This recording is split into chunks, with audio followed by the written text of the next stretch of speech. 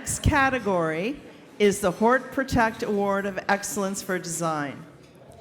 The entries are RPL Projects Limited in British Columbia for Line, Planta Landscape in Alberta for Low Amond, and Aero Landscape Services Inc. in Newfoundland and Labrador for Elm and Sycamore Garden, Clintar Landscape Management Services of Halifax in Nova Scotia for Urban Sanctuary, Mills and Wright in Newfoundland and Labrador for Janeway Children's Health and Rehabilitation Center, Kaluma Creative Landscapes in British Columbia for Lynn Valley Project, Planta Landscape in Alberta for Georgette, and Murray's Landscape Services in Newfoundland and Labrador for Tough Project. And now please give a round of applause for our title sponsor and welcome Laura. Oh, Laura, I'm going to mess up your last name. I'm sorry. Arambulis. Is that close? Nice. From the People Corporation, our life and health insurance program partner, to the podium to announce our winner. Laura.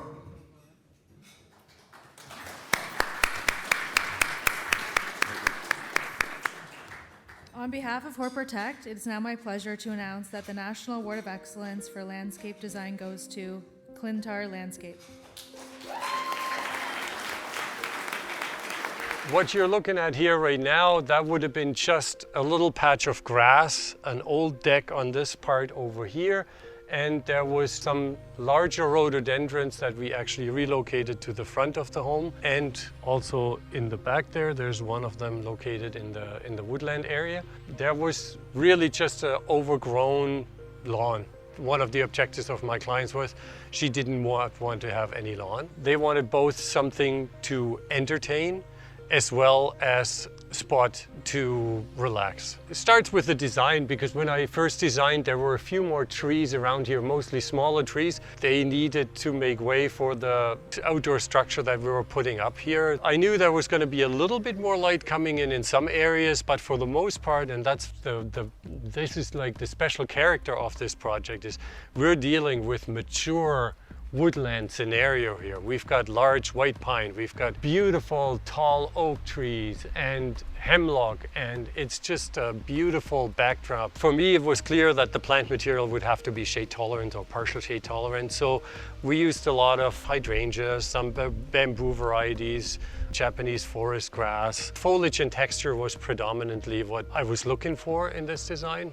If you want to still do meaningful work in this industry at this point in time, I don't think there's any way around 3D modeling. We still need the two-dimensional drawings. They're important for the layout for our crews, but from a sales point of view and a client communications point of view, just to communicate your vision, there is no way around 3D modeling and photorealistic visualizations. We want to also accelerate the trust process with the client, where if they see the render or the rendered images and they recognize their home, they recognize the trees, its proper locations, where everything is located, they know exactly what they are getting. Such a validation of 30-odd years of work that you have put into this, and I'm just so blessed and fortunate not only to have received this award once but twice. It doesn't get any better than this. Like, winning a national award in your profession it's the icing on the cake. Thank you. Yeah, this is an amazing. We have to kind of rewind the wheel a little bit. Just to make this very clear, I did not judge in this category. I've been doing this judging for a long time. I think it goes back to 2006 or 2007, and that in itself is a privilege and an honor as far as I'm concerned, and I'm happy to do it whenever I can. And there's only very few years that I missed, because there's always something exciting to see, to surround myself with the best of the country. And as such, it's just to be in that community and being recognized for this is just it's unbelievable, really. And not just once, but twice. That is just almost impossible. And for that, I don't know what to say. It's just like perseverance. It's the spirit of learning new things every day as a professional and reevaluating what's worked and what hasn't worked.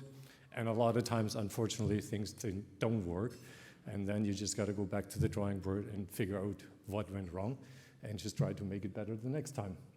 And by the way, who says that you can't teach an old dog new tricks?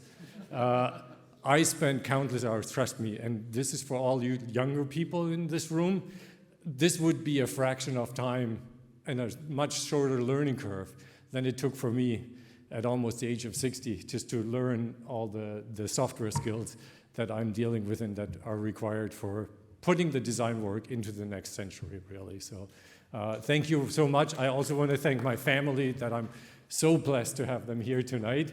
They're sitting right over there. They're just so amazing to have them here. So thank you so much.